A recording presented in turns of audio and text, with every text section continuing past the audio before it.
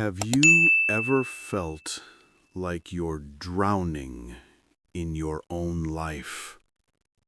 Not because you don't have enough, but because you have too much, too many choices, too many voices, too many things pulling you in every direction until you don't even know which way is forward anymore?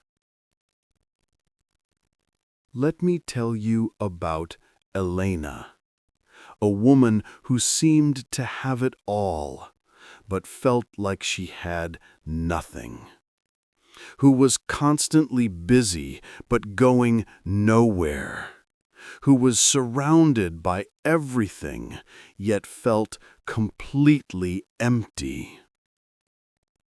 This is the story of how she let it all go. Not because she gave up, but because she finally understood what truly mattered. And perhaps in her story, you will find your own. Elena lived in a two-bedroom apartment on the 7th floor of a building that looked like every other building in the city. She was 35 years old. She had a job that paid well enough, friends who texted her often enough, a life that looked fine from the outside. But inside, Elena felt like she was suffocating. Her apartment was full of things. Books she'd never read, stacked in corners. Clothes she'd never wear, hanging in her closet. Kitchen gadgets she'd bought on sale and used once. Decorations that meant nothing. Furniture that took up space. Things. So many things. But none of them made her happy. Her phone was even worse. 7,000 unread emails. 43 group chats that never stopped buzzing. Social media apps that stole hours of her day. Every notification was a little hook pulling her attention away from wherever she was, whatever she was doing.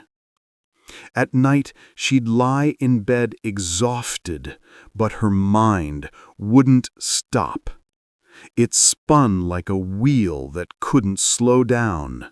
Tomorrow's meeting, yesterday's mistake, what someone said 3 weeks ago, what she should have said back. Bills to pay, messages to answer, things to buy, things to fix, things to worry about. She couldn't remember the last time she'd felt peace, real peace, the kind that settles in your chest like a warm blanket, the kind that makes you feel like everything, somehow, is okay.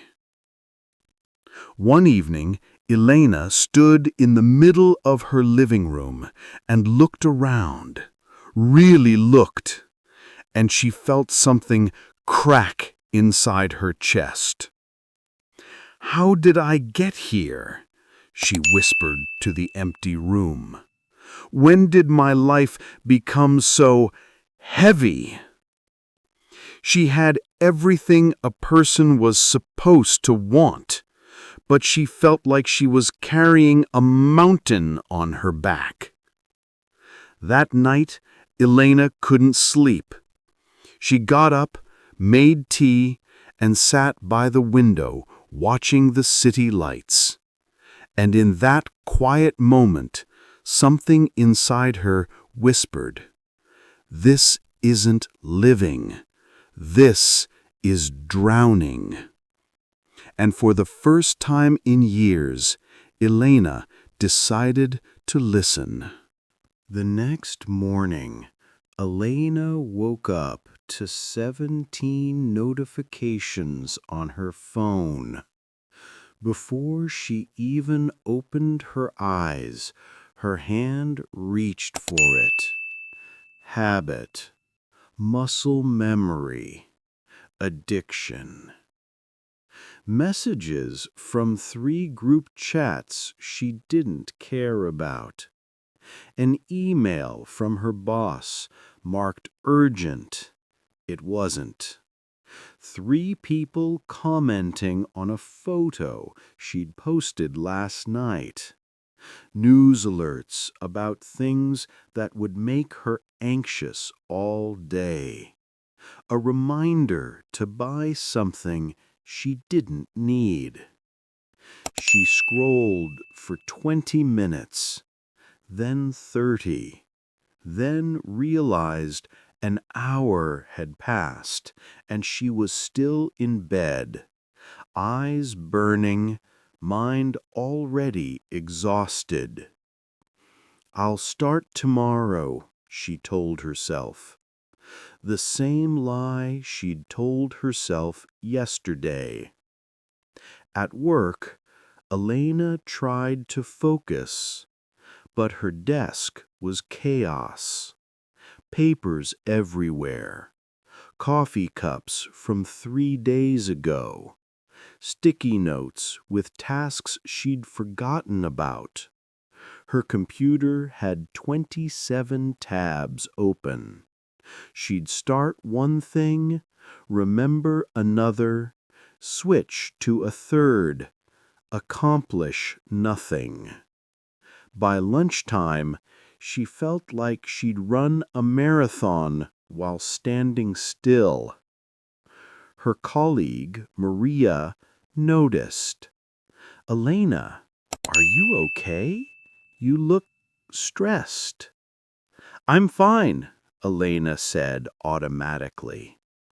But she wasn't fine, and Maria's question stayed with her like a weight she couldn't put down. That afternoon, Elena's mother called. "Can you help me with something this weekend?" Elena wanted to say no. She desperately needed rest, but guilt grabbed her tongue. "Of course, Mom. What time?" She hung up and immediately regretted it. She'd just given away her only free day again. Why couldn't she say no? Why did everyone else's needs feel more important than her own? That evening, Elena came home to her cluttered apartment and felt something she'd been avoiding for months: despair. Not the dramatic kind, the quiet kind. The kind that seeps into your bones and makes everything feel gray. She looked at her reflection in the hallway mirror. Dark circles under her eyes. Shoulders hunched like she was carrying something invisible but heavy. When did she start looking so tired? When did living become so exhausting? Elena opened her closet to put away her coat, and something inside broke. Clothes avalanched out. Hangers clattered to the floor. A jacket she'd forgotten she owned fell at her feet. And she just stood there, staring at the mess, feeling like the closet was a perfect metaphor for her entire life. Overflowing, chaotic, one small push away from collapse. She sat down on the floor, surrounded by clothes and clutter, and did something she hadn't allowed herself to do in a very long time. She cried. not because anything terrible had happened, but because nothing had happened. She'd been so busy, so overwhelmed, so consumed by everything that she'd forgotten to actually live, to breathe, to feel anything other than pressure. "I can't do this anymore," she whispered to the empty room. "I don't even know what I'm doing anymore. I don't know who I am anymore." And in that moment of complete breakdown, something shifted. Because sometimes you have to fall apart before you can come back together. Elena wiped her eyes, took a deep breath, and made a decision. Not a dramatic one, not a perfect one, just a decision. Something has to change. I have to change. Not tomorrow, now. She didn't have a plan. She didn't have answers, but she had reached her limit. And sometimes your limit is exactly where your transformation begins. I hope Elena's struggle feels familiar to you. Not because I want you to suffer, but because I want you to know you're not alone in feeling overwhelmed. If this story is speaking to something in your heart, please take a moment to like this video and leave a comment. Tell me, what makes your life feel complicated? What are you ready to let go of? Your words help me create stories that truly matter to you. Now, let's see what happens when Elena begins her journey back to simplicity. Elena started small, smaller than she thought was necessary. So small it felt almost silly.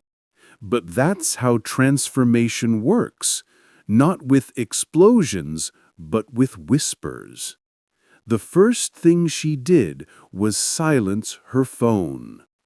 Not just put it on silent mode, she turned off every notification except calls from 3 people who truly mattered: her mother, her sister, her best friend. The rest? Gone. The buzzing stopped, the pulling stopped, and for the first time in years, her morning belonged to her. The second morning after making this change, something strange happened. Elena woke up naturally. No alarm blaring, no phone grabbing. She just woke up, opened her eyes, and lay there in the quiet. It felt uncomfortable at first, like something was missing. But she stayed with the discomfort, breathed through it, and after a few minutes, the discomfort transformed into something else: peace. Actual, real, tangible peace. She got up slowly, made tea, sat by the window. No phone, no rush, no guilt, just her and the morning light. She opened a notebook, one she'd bought a year ago and never touched, and wrote one sentence: "Today, I choose simplicity." That was all. One sentence, but it felt like a promise, a beginning. Over the next few days, Elena started removing things from her life. Not randomly, intentionally. Like a sculptor removing everything that wasn't part of the final masterpiece. She opened her phone and unfollowed 200 accounts. People she didn't know. Brands that made her want things she didn't need. Influencers whose perfect lives made her feel inadequate. She unfollowed them all and felt lighter immediately. She unsubscribed from 30 email lists. She left group chats that only brought noise, never value. She deleted apps she used to numb herself but never enjoyed. Then she moved to her physical space. She stood in her living room and looked around with new eyes. "What here actually matters to me?" she asked aloud. The answer surprised her. Almost nothing. So she started removing, one bag at a time. Clothes she didn't wear, books she'd never read and never would, kitchen gadgets collecting dust, decorations that meant nothing, things given to her out of obligation, not love. With each item removed, her apartment breathed easier, and so did she. But the most profound change came from something unexpected, something her grandmother had once told her, words that suddenly made sense after years of being forgotten. Elena was visiting her grandmother's house, a small cottage outside the city. The house was simple, clean, almost bare compared to most homes, but it felt peaceful, sacred even. "Grandmother," Elena asked, "why do you have so few things?" Her grandmother smiled, that wise smile of someone who's learned life's secrets the hard way. "My dear child," she said, pouring tea into simple ceramic cups, "when I was your age, I was just like you, always buying, always collecting, always filling my life with more. I thought more meant better. More meant happiness." She paused, looking out the window at her small garden. "But then your grandfather died, and suddenly I had to go through all his things, every drawer, every closet, every box in the attic. And do you know what I found? Nothing that mattered. We had so much, but none of it brought him back. None of it meant anything without him." Elena felt tears in her eyes. "That's when I learned the truth," her grandmother continued. "The best things in life aren't things at all. Love isn't stored in closets. Peace doesn't come from shopping. Joy doesn't need much room." She reached across the table and took Elena's hand. "Simplicity isn't about having less. It's about making room for more of what truly matters. And once you understand that, everything changes." Those words broke something open in Elena, or maybe they put something back together. She couldn't tell. But driving home that evening, she knew something fundamental had shifted. Back in her apartment, Elena stood in her now half-empty living room and asked herself a question she'd never asked before. What do I actually want?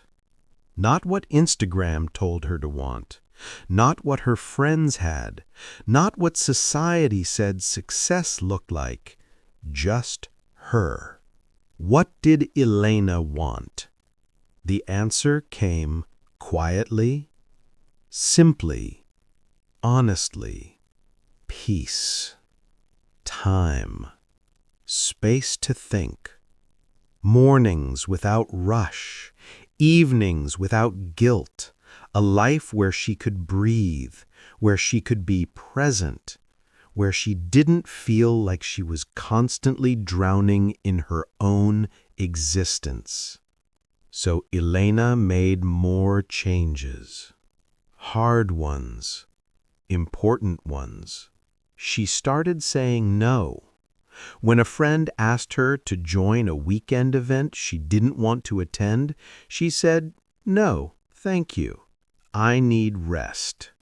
The first time she said it, her heart raced, but nothing bad happened. Her friend said, "Okay, next time," and Elena felt free.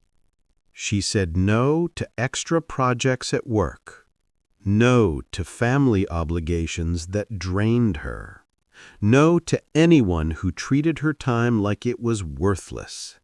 And with each no to what didn't matter, she was saying yes to herself. Elena also simplified her mornings. Every day, the same simple ritual. Wake up, no phone for 1 hour. Drink water, stretch for 10 minutes, write 3 thoughts in her journal. That was it. Simple, repeatable, sacred. No more decisions about what to do, no more wasted mental energy. Her mornings became automatic, which meant they became peaceful. She even simplified her wardrobe, kept only clothes she actually wore and felt good in, donated the rest. Now getting dressed took 2 minutes instead of 20. One less decision, one more moment of peace. By the end of the month, Elena's apartment looked different, felt different. It was no longer full of things. It was full of space, light, air, room to breathe. And Elena herself? She looked different too. The dark circles faded, her shoulders relaxed, she smiled more, slept better, thought clearer. People at work started noticing. "Elena, you seem different, calmer." She just smiled.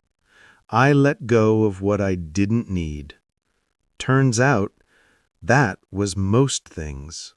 6 months after her breakdown on the closet floor, Elena sat in her apartment on a Sunday morning. Sunlight poured through clean windows. The space around her was simple but beautiful. A couch, a small table, a plant by the window. A few books she actually read, nothing more. She had a cup of tea in her hands, no phone in sight, no guilt about what she should be doing, no anxiety about what was coming. Just this moment, this quiet, perfect, simple moment. She thought about the person she used to be, the woman who was drowning in her own life, who had everything but felt empty, who was so busy collecting things she forgot to live. That woman felt like a stranger now. Elena picked up her journal and wrote, "I used to think simplicity meant having nothing. I was wrong. Simplicity means having exactly what you need and nothing that weighs you down. It means protecting your peace more than impressing others. It means choosing presence over perfection. It means knowing that the best things in life don't need much space. They just need your attention. She closed the journal and looked around her apartment. It wasn't perfect. It wasn't Instagram worthy. It was just hers, truly hers, and that felt like the greatest luxury she'd ever known. Her phone rang. Her sister. "Hey, want to come over for dinner tonight?" 6 months ago, Elena would have said yes out of obligation, even if she was exhausted. She would have forced herself to go, then resented it, then felt guilty for resenting it. But now she paused, checked in with herself, and realized she genuinely wanted to go. Not because she should, because she wanted to. She said, "I'd love to," and meant it. That evening, sitting with her sister and niece, Elena felt something she hadn't felt in years. Presence. She wasn't thinking about work, wasn't checking her phone, wasn't worried about tomorrow. She was just there, fully there, laughing at her niece's jokes, listening to her sister's stories, tasting her food, living her life.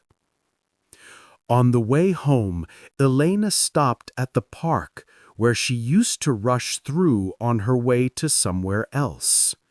This time, she sat on a bench and watched the stars appear one by one. A man sat down beside her, older, kind eyes. "Beautiful evening," he said. "It is," Elena agreed. They sat in comfortable silence for a moment. Then the man said something that felt like the universe speaking directly to her. "You know what I've learned in 70 years of life? The secret to happiness isn't adding more. It's discovering what you can live without." Elena turned to him and smiled. "I'm just learning that now." The old man nodded. Better late than never. Most people never learn it at all. They spend their whole lives collecting, never realizing they're drowning in their own collection.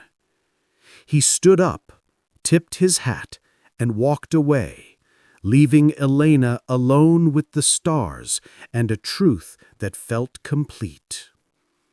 She'd spent 35 years believing more was better, that success meant accumulation, that happiness came from having everything.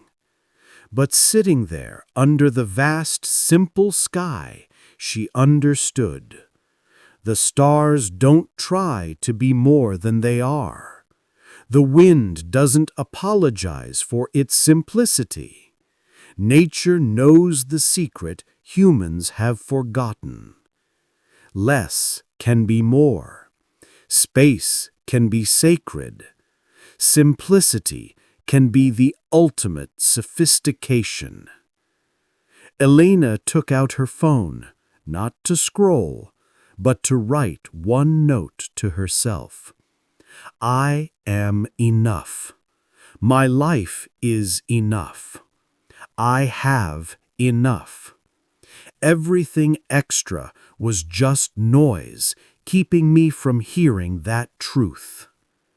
She walked home slowly, not because she had nowhere to be, but because she was already exactly where she needed to be.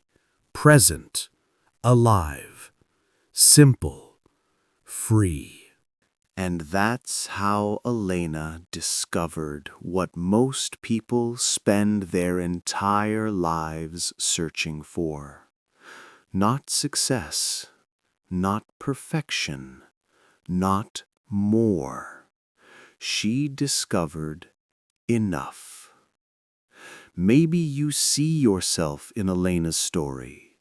Maybe you're standing in your own version of that closet, surrounded by too much, feeling too empty.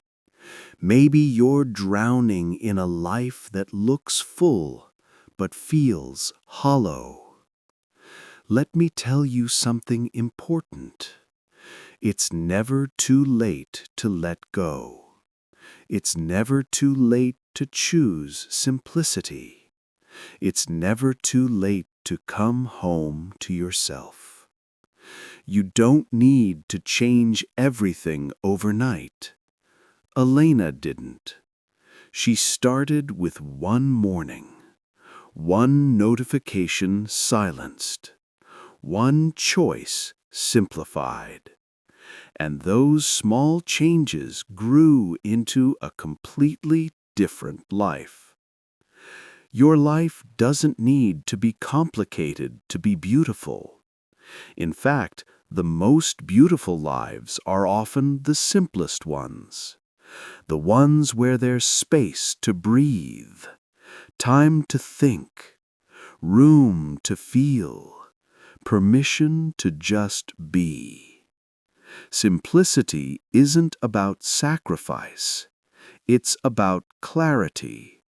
It's about knowing what matters and protecting it fiercely. It's about letting go of everything that stands between you and your peace. Thank you for walking this journey with Elena today. Thank you for being here, for listening deeply, for letting these words settle into your heart. In a world that never stops shouting, choosing to sit still and listen is an act of courage. I'll see you in the next story, where we'll explore another journey of transformation together.